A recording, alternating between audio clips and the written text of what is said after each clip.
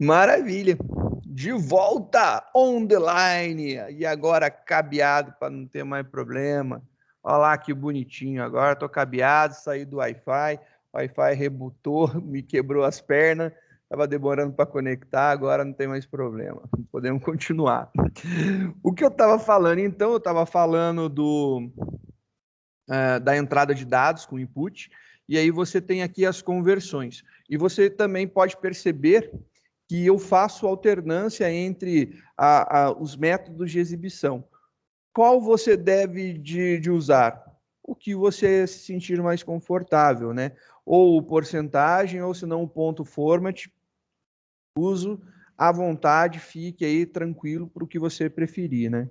Então, é essa a ideia. A gente já tinha visto, então, para fazer entrada de string input, faço o input convertendo para inteiro para idade, o input convertendo para float para altura. Executando esse cara daqui, ele vai fazer a solicitação do nome. Então, ele vai falar, informe seu nome.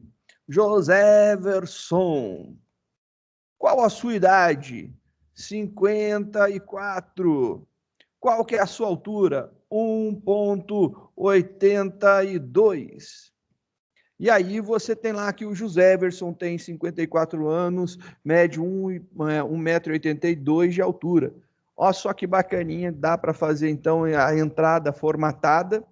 E aí a gente pode confirmar se esses valores realmente são o que a gente acha que eles são, né? Então a gente pode fazer essa confirmação. Então a gente pode utilizar o type para fazer. Se eu fizer somente type nome, e aí você executando esse daqui, você vai ver que é uma string. Só que se eu colocar um outro type, só para lembrá-los, né? E colocar lá idade, executar, ele vai mostrar somente int, ele vai sobrepor a primeira saída. Então a gente vai colocar aqui print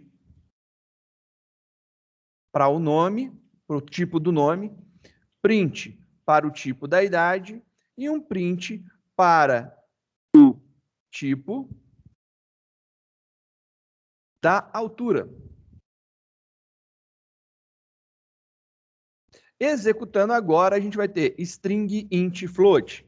Beleza. Então, realmente, a conversão que a gente fez foi muito importante, porque as nossas variáveis, elas agora são: a primeira, literalmente, é um string, a segunda, ela é um int, e a terceira é um float. Diferente do que a gente teve no exemplo anterior, né? Quando a gente estava falando aqui de fazer isso, converter para inteiro, a variável número não deixou de ser string, ela continua sendo string. A gente só usou uma função de conversão do valor dela para inteiro. Então tem esse detalhe importante que é bom lembrar e ressaltar, né? Agora vamos dar continuidade, né? Então vamos continuar. Para continuar, tenho mais um arquivinho que eu vou disponibilizar para vossas senhorias. Fazer download. Cadê o editar? Limpar todas as saídas para ficar menor. Arquivo. Fazer o download desse cara.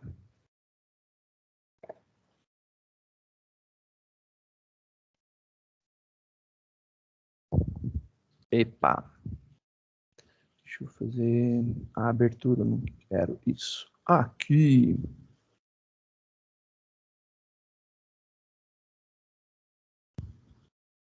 Dentro da nossa pastinha.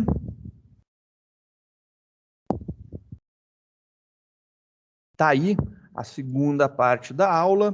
Vou mandar também no Teams. No Teams. Como que eu mando no Teams? Aqui. Carrega esse cara daqui. Ele vai mandar para vocês esse daqui. A mesma coisa, o mesmo esquema. Então, vocês podem pegar lá no arquivo e aí fazer o upload, né? Lá no começo, você tem lá o fazer o upload de um arquivo, seleciona esse que eu mandei para vocês, vocês podem acompanhar junto comigo essa continuação. Bora conectar essa máquina, conectando ela. A outra, já parei ali, eu vou desconectar essa máquina, cadê ferramentas, ambiente de execução, redefinir, alterar, interromper a execução. Onde que eu paro ele? Executar, mato uma sessão. Esse cara aqui, encerrar. Encerra. Agora a gente pode continuar a nossa brincadeira, né? Existe um tal de Zen do Python. O Zen do Python é uma coisa bem interessante, é bem legal. São alguns dizeres que são algumas recomendações. Então, você tem algumas recomendações. Para que você possa usar ou ler o Zen do Python, você tem um import. Então, você pode importar. O import, perdão, o import é um comando que a gente vai utilizar muito para importar bibliotecas. E aí, ele está fazendo um import this. Ele está importando como se fosse ele mesmo, né? Esta classe, né? Quando ele faz esse import this, ele vai mostrar aqui para a gente o Zen do Python. O Zen do Python são algumas poucas frases que vai mostrar para a gente como que é a melhor forma do funcionamento. Se você quiser pesquisar para ver que isso daí realmente existe, pesquisa lá Zen do Python. Então, dá uma pesquisada no Zen do Python da vida aí, que você vai encontrar lá o Zen do Python. E aí você tem lá as várias possibilidades, né? O Zen do Python, você pode utilizar o Python menos i do modo interativo, né? Para quem usa ambiente Linux, o Python já vem instalado, então é só ir direto. Se você der o comando import this, vai ter exatamente o mesmo resultado que você teve. E aí você tem várias explicações. Eu acho que a explicação, só fechar essa birosca, essa explicação do funcionamento do Zen, do Python, eu acho muito legal, né? Porque ele fala que o bonito é melhor que o feio, o explícito é melhor que o implícito.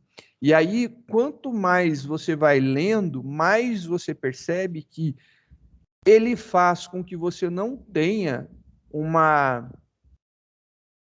codificação nebulosa, difícil, porque a gente vê e a gente sabe que é verdade, programador, vocês sabem, porque eu também sou assim, eu curto, a gente gosta de fazer um negócio que a gente passou 3 dias tentando descobrir um comando complexo para executar, uma coisinha à toa que faz um milagre, é um comandinho bobo que faz, mas ele é difícil de escrever, e a gente junta ele com um monte de coisa, faz uma linha extremamente complexa, e aí a gente sai mostrando, e aí me perdoem o termo, arrotando para todo mundo, ó, como é fácil. Claro, você passou 3 dias aprendendo essa birosca, ralando para dizer que agora é fácil, e fica jogando na cara das pessoas que é fácil. O programador tem umas arrogâncias desse tipo, né? O Python, ele tem dentro das suas regras de boas práticas que você deve evitar fazer isso. Então, evita fazer essas utilizações complexas. Tem que ser o mais tranquilo, o mais calmo, o mais legível possível, né? Então, ele vai mostrando algumas coisas e alguns trechos de códigos que você vai vendo que realmente valeria a pena você ficar fazendo algo mais tranquilo, mais claro, mais fácil do que o mais complexo. Então, existem várias possibilidades, né, que você pode utilizar. E aí, uma das grandes sacadas é que eu acho que uma das grandes ideias do Python, antes de você tentar criar alguma coisa do zero, invista, e não é gaste, invista um tempo em pesquisar para ver se não existe já algo pronto. Porque se existir e você for recriar do zero, você está recriando a roda. É perder tempo. Alguém já fez, já testou, já gastou bastante tempo. Você só precisa utilizar. Então, você tem várias possibilidades de fazer algumas coisas que facilitam muito a nossa vida. Um exemplo é isso daqui, né, que está aparecendo aqui. Para você fazer um parseamento de dados, né, montar lá um JSON da vida, você tem biblioteca própria para isso, do que ficar fazendo na mão, né? Então, tem várias possibilidades interessantes. Eu recomendo, vou deixar né? Dentro do Python Academy tem essa informação. Vou colar aqui no chat para vocês também. Eu não mandei a aula e ninguém falou isso. Eu não sei se eu mandei a outra, eu devo ter mandado, mandei. Marcelinho, seja bem-vindo, fião. Se eu não mandei a outra, me perdoem. Essa aqui é a aula...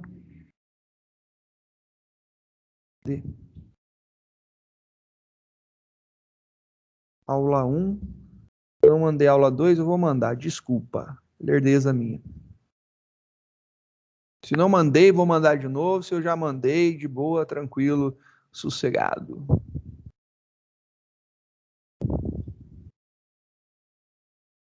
Eu quero dentro de material de aula. Pá. Fez o upload. Joia. Desculpa. Tá tudo aí agora. Nerdeada minha. Bora continuar então. Eu acho legal dar uma lida. Tem vídeos no YouTube que explicam muito bem.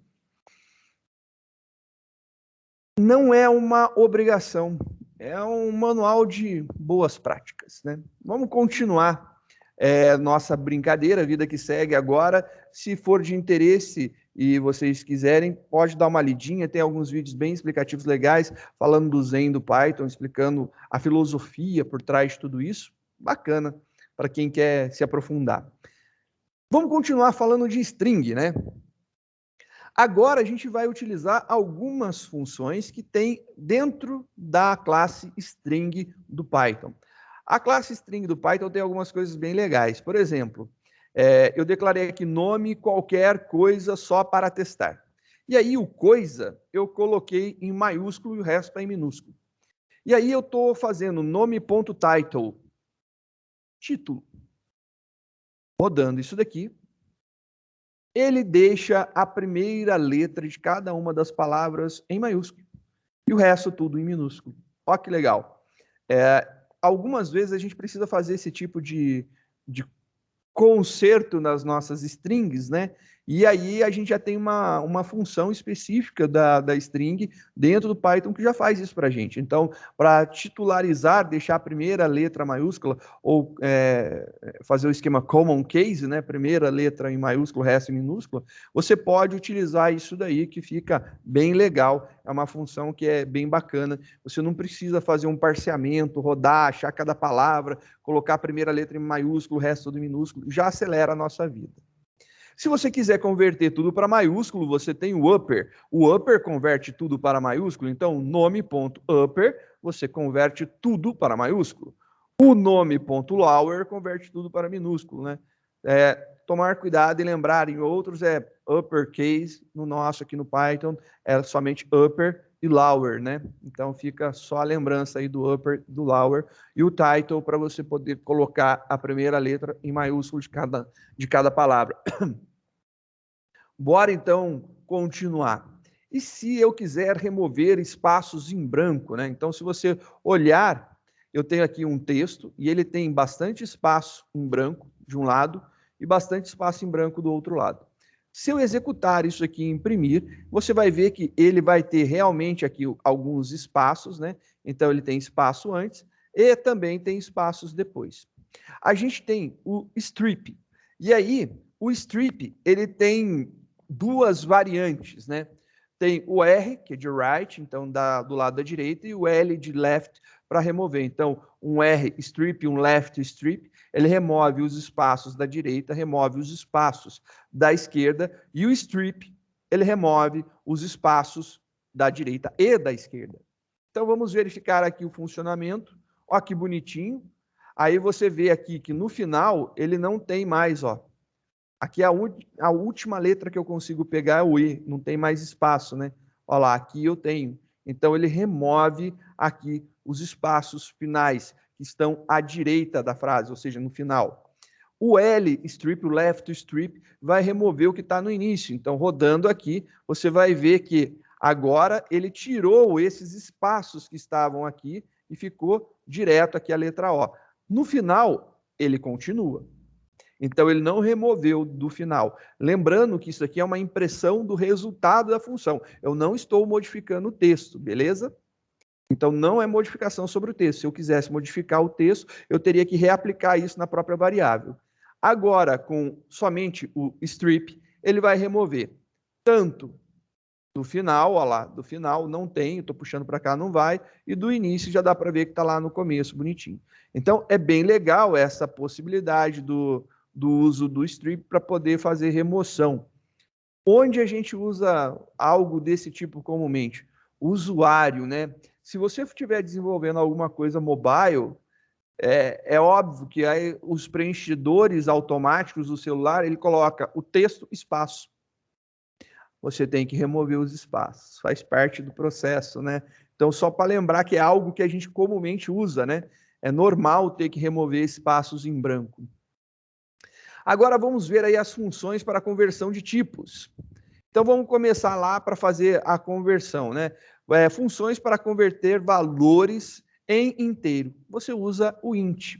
Então, se eu pegar aqui 10 e colocar dentro de um int e der um type nisso daqui, ele vai mostrar que é int. E aí você vai falar, mas espera aí, Cristóvão, se você fizer type de 10,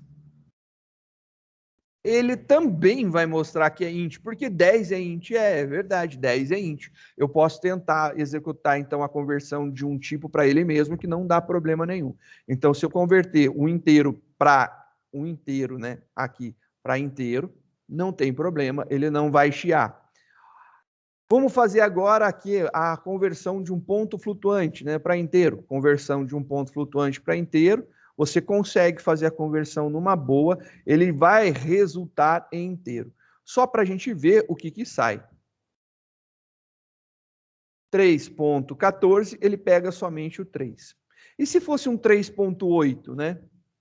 Se fosse o 3.8, é somente a parte inteira. Aqui não é arredondamento que nem na formatação. Então, a gente tem que tomar cuidado que, quando eu estou usando máscara de formatação, é arredondamento que a gente está utilizando. Quando eu estou utilizando a conversão para int, ele está ignorando, desprezando toda a parte fracionada. Ele joga fora, literalmente. Derramamento de bits está jogando esse negócio fora. Não serve mais ficando somente com a parte inteira.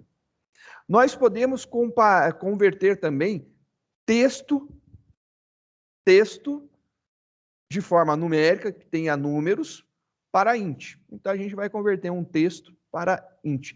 Isso daí é óbvio que funciona, porque a gente já viu acontecer com o input. O input, ele resulta nisso daqui, quando a gente digita um valor, ele convertendo para int vai dar exatamente inteiro. Belezinha. E se o valor que a gente quer converter para inteiro, ele for uma string e dentro dessa string tiver um ponto flutuante. E voa lá, não dá.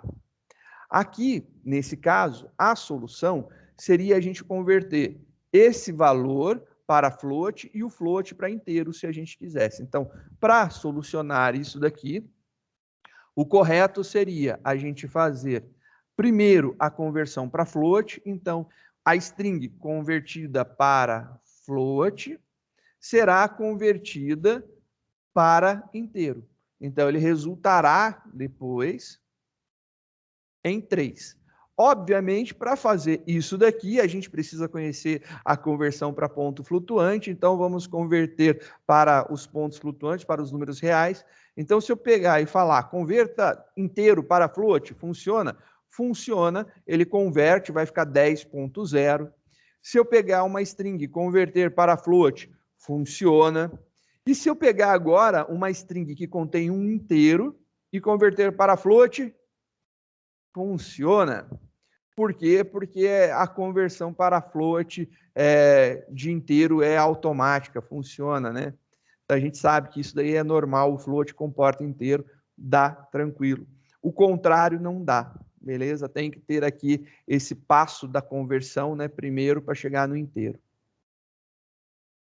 Vamos ver agora a função str, né, a função para conversão para string. Se eu converter o meu 10 para string, ele vai colocar entre apóstrofos ou entre aspas convertido em texto. O 3.14, ele também consegue um número real, um número ponto flutuante, convertido numa boa, lembrando que é com um ponto.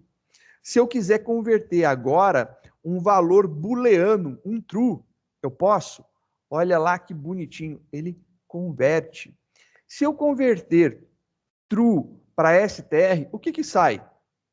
Ele sai true em formato de texto. Ele converte em formato de texto. Ele consegue fazer essa conversão. Então, tem essa possibilidade. Só para a gente lembrar, né? Então, por exemplo, se eu quiser utilizar o print e eu quiser concatenar, e aí é utilizando o mais, eu sou obrigado a converter tudo para string. Então, aqui vai funcionar porque o 10 foi convertido para string. Se eu tirar esse str daqui, ele não consegue. Por quê? Ele não consegue concatenar coisas diferentes. Ele precisa ter tudo do mesmo jeito para concatenar tudo em formato string, para que eu possa concatenar. Agora, vamos ver lá o desvio condicional, né? Vamos falar um pouquinho de if. Os ifs são bem utilizados, a gente trabalha bastante com ifs, eles são simples. No Java, ele tem algumas implementações que a gente acha legal, que acha bem tranquilo, bem fácil. No Python é muito parecido. O único problema é que a gente não tem agora blocos de comandos. A gente tem recuos. E aí vem uma coisa importante, né? E o delimitador final, né? A gente tem um delimitador final do if, que é o 2 pontos. Então, como que funciona, né? Então, vamos imaginar aqui, olha, um exemplo de uma tabela. Tem a categoria e o preço. Categoria 1, 10, 2, 18, 3, 23, 4, 26, 5, 31. São categorias de preços que eu tenho. E aí, vou montar alguns testes, né? Então, vou pedir para que entre com a categoria. Vou ler categoria de forma numérica.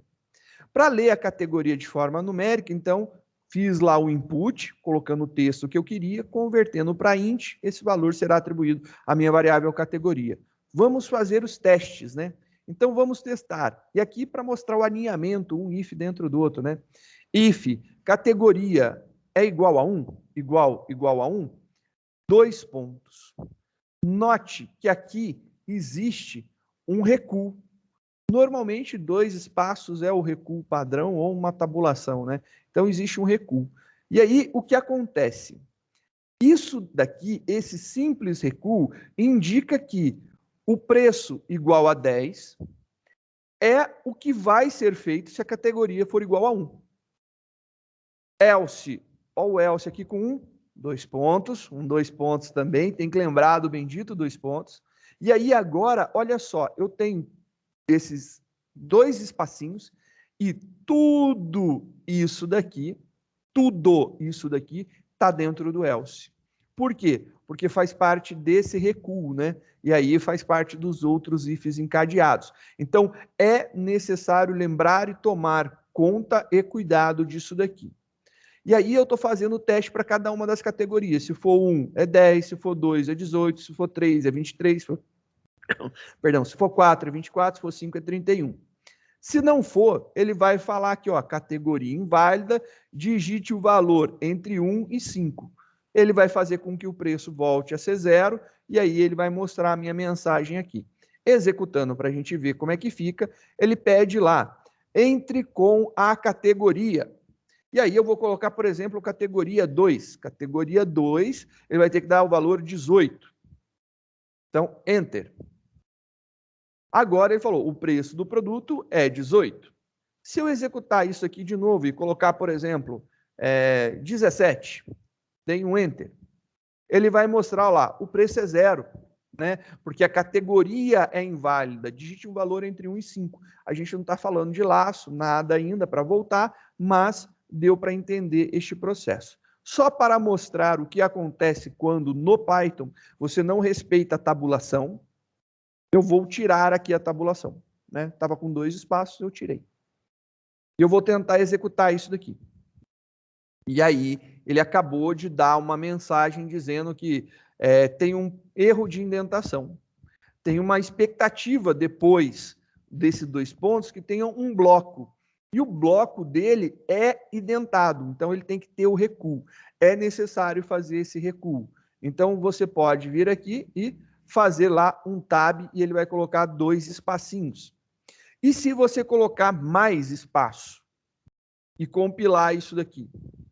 Ele não tem problema com mais espaço, ele tem problema com não ter espaço, com não ter tabulação. Então tem que ter um recuo, pelo menos. Se você colocar vários recuos, não tem problema nenhum. Então vou colocar lá vai ter que dar o valor 10, né? Se eu não estou enganado, é isso. Aqui, ó, 10. Ele conseguiu entrar aqui numa boa. Então não tem problema se você colocar mais para dentro.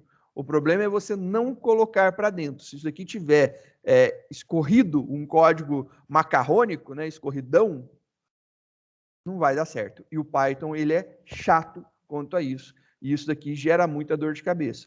Desde que você faça toda a indentação correta, você não tem problema nenhum. Então, escrever o seu código direito faz com que você não tenha dores de cabeça no Python.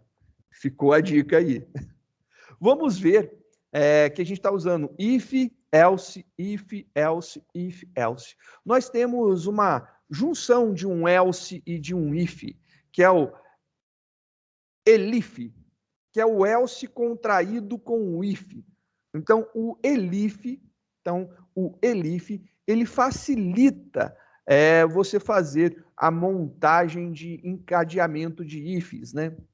Lembrando que até hoje eu não encontrei um switch. A gente usa o elif para fazer isso daí. If, else, if, contraído, elif, e aí fica um pouquinho menor, né? E olha só, fica acho que uma leitura mais amigável, né? E aí pode ser feito if, elif, else. Seria a mesma coisa de você ter um case, default, né? Seria mais ou menos isso daí. Mesmo comportamento. Então, a gente tem o mesmo funcionamento, mesmo comportamento. Vou colocar a categoria 3 aqui, enter, e aí a gente tem lá preço 23. 3 deu 23. Como que funciona a estrutura de repetição? A gente tem uma estrutura de repetição while. A estrutura de repetição while, nota, né, coisa importante, não tem necessidade dos parênteses, tá ok? Não é obrigatório. Lembro que em outras linguagens isso é obrigatório. No Java é obrigatório os parênteses, né? Por exemplo, eu tenho aqui um K igual a 1, enquanto K for menor ou igual a 3, 2 pontos, e olha só, a importância da tabulação. Se você não colocar o recuo correto, o que acontece aqui? Se por acaso você fizer isso daqui, vira um laço infinito, né? Então, executando esse cara, você vai ver e ele vai embora. Então, nós temos aí um laço infinito, por conta simplesmente de um recuo que não foi feito. Então, a gente tem que colocar tudo bonitinho da forma correta. Voltando aqui ao que é, né? Então, a gente tem aqui esse cara, tem tudo bonitinho para ser executado, ele vai imprimir 1, 2 e 3. Então, a gente está fazendo um contadorzinho de 1 a 3, né?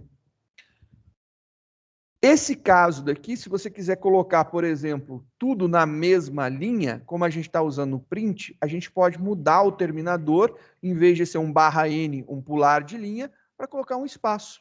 E olha lá, ao invés de ficar um em cada linha, vai ficar tudo na mesma linha. Uma possibilidade de ajustar, só para mostrar e lembrar o uso do end, que também tem o outro coleguinha dele lá, o CEP, que pode ser utilizado. Como a gente está fazendo impressões separadas, a gente vai mudar o finalizador. Tá ok? Lembrando que o cursor continua aqui, ele não pulou de linha. Só para lembrar desse detalhe. Então, se você imprimir alguma coisa, ele vai sair depois desse espacinho que está aqui, né? Ele tem um espaço no final, que é justamente o último espaço que foi colocado. Usando uma entrada fornecida para o usuário, né? Pelo usuário, para a gente determinar o nosso contador. Eu quero verificar agora até quanto? Entre com o fim do contador. Por exemplo, vou colocar aqui 7. Enter. Ele vai contar de 1 a 7. E aí a gente está utilizando lá um input, convertendo para int, jogando para o término, ele vai de 1 até o término, a variável que a gente leu, o atual ele vai ser incrementado de 1 em 1 e a gente tem essa designação. A mesma coisa fazendo a modificação agora para ficar tudo numa linha só. Então, por exemplo, sei lá, 42. E aí ele imprimiu até o 42, tudo na mesma linha. Então fica também essa possibilidade. E agora a gente pode juntar todas essas estruturas diferentes, né? O if, o while, e a gente vê o que acontece. Então a gente pode fazer a junção de whiles, que são laços condicionais, com desvios condicionais com os ifs. Então, por exemplo, executando esse código, a gente está indo de 1 até 10, então vai de 1 até 10. Só que a gente tem um desvio aqui, aonde a gente faz um teste para verificar se o número é par. Se ele for par, né, se o resto da divisão dele for exata, a gente imprime ele. Se não, a gente pula. Então, aqui está imprimindo os números pares de 1 a 10. Né? Então, essa daqui é a nossa pequena introdução. Os próximos passos são a gente dar uma aprimorada, começar a manipular um pouco de listas, ver como que funciona, entender, porque em listas a gente pode brincar um pouquinho com laços, entender como que é adição em listas, remoção e brincar um pouquinho com isso. Espero que vocês tenham curtido essa pequena introdução. Lembro que isso não é uma aula para transformá-lo num programador Python. Eu estou te mostrando como que é a linguagem Python, simplesmente para você poder usar isso daí para a gente trabalhar com a parte de análise de dados. Então, a gente precisa entender um pouquinho da linguagem para que não fique obscuro para a gente manipular e trabalhar com dados.